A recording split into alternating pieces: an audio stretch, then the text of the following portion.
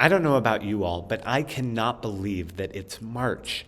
And I think I join many of you in thinking quite a bit about March last year. 1 year ago today, on March 1st, 2020, most of us were still living in fairly ignorant bliss. We had all heard, of course, of this coronavirus emerging out of Wuhan, and cases were beginning to surge in Italy and Iran. The U.S. had just faced its first confirmed death from the virus in Seattle, although we now know there had been earlier cases as well. But here at Shaare Tzedek, that all felt worlds away. We were just completing a phenomenal spring Kala, having welcomed high school students from throughout the region. We instituted a few precautions, but no one was nearly as worried as we would be 2 weeks later when we canceled all in-person temple events, 1 week before Tampa's stay-at-home orders were issued. As we approach that 1-year anniversary, we know that this really is a yahrzeit, the anniversary of a loss, of so many losses. So many in our temple family have lost loved ones, and our hearts go out to you all. Others have lost jobs and a sense of security, and others have lost the life cycle events you've dreamed of. All of us have lost precious time with extended family, friends, with this community. We all have gained a new understanding of values and priorities, and I hope we all have seen the way in which Shaare Tzedek has adapted in order to be present in your lives. When someone asks me when the synagogue will be opening, I, perhaps occasionally a bit too snarkily, remind them that we never closed.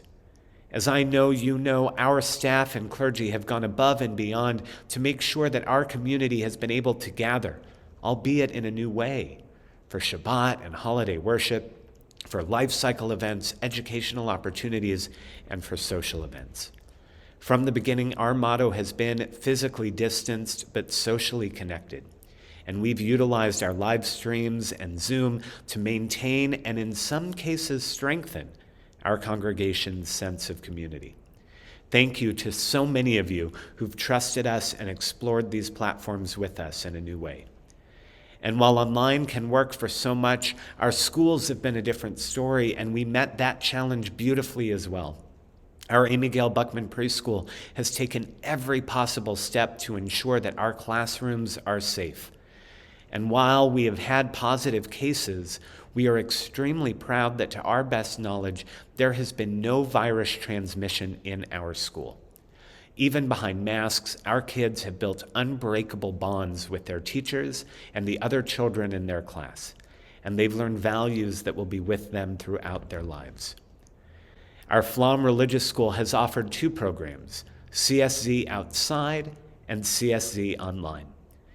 And again, we've been cautious, canceling our in-person outdoor program during spikes in cases, but we've pivoted as necessary, and our students have learned values relevant to this moment, placing a Jewish lens on their world, and we couldn't be prouder of the moments we've shared together.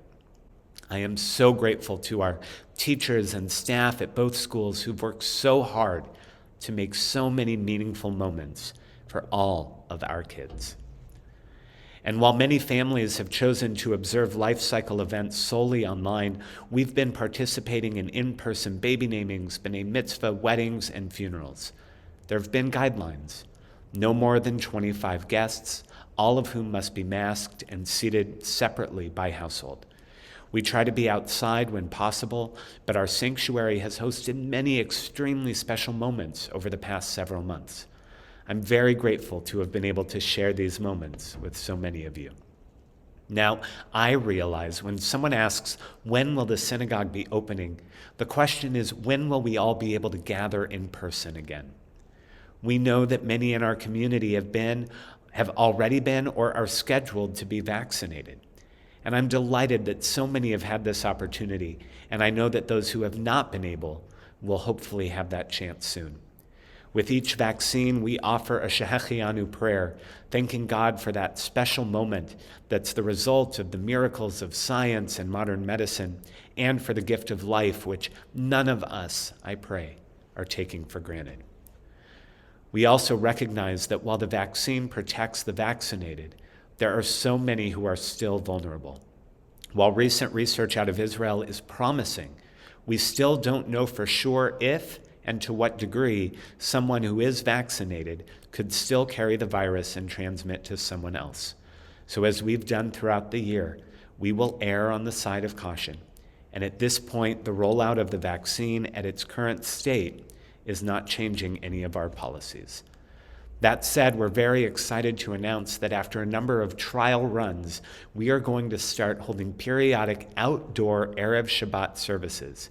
And for now, the services will be open to up to 25 congregants to join. You'll be seated in distanced pods by household, just as we do at Life Cycle events, and everyone must stay in masks. A link to a sign-up sheet is included in this email, and if you have any questions, we're always here for you. Now, I know that not everyone who wants to join us will be able to, and others will not be comfortable joining.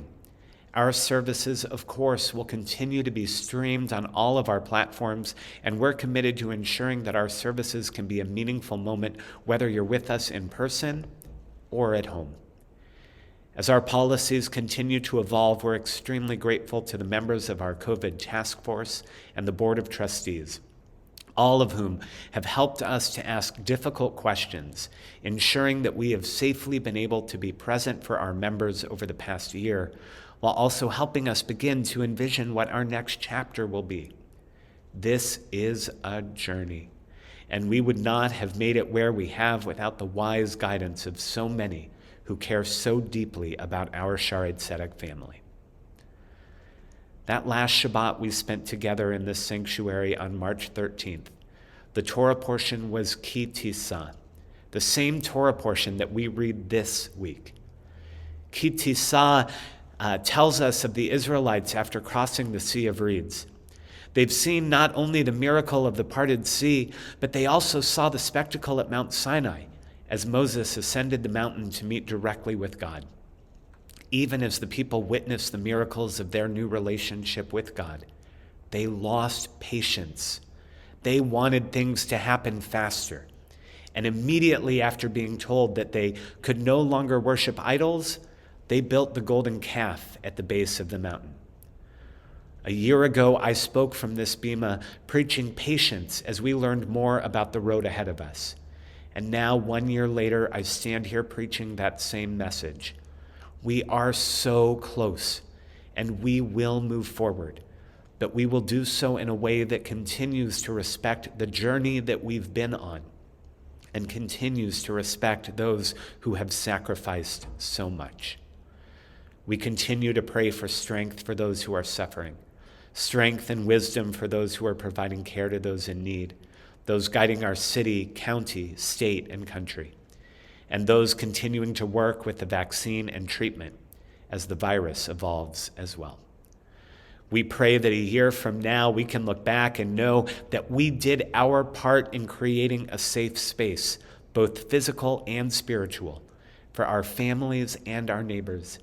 And we pray that our community will continue to strengthen and provide for one another as we move forward on this journey together. I join our clergy and staff in reminding you that we are always here for you. And I look forward to seeing you soon, whether in person or online.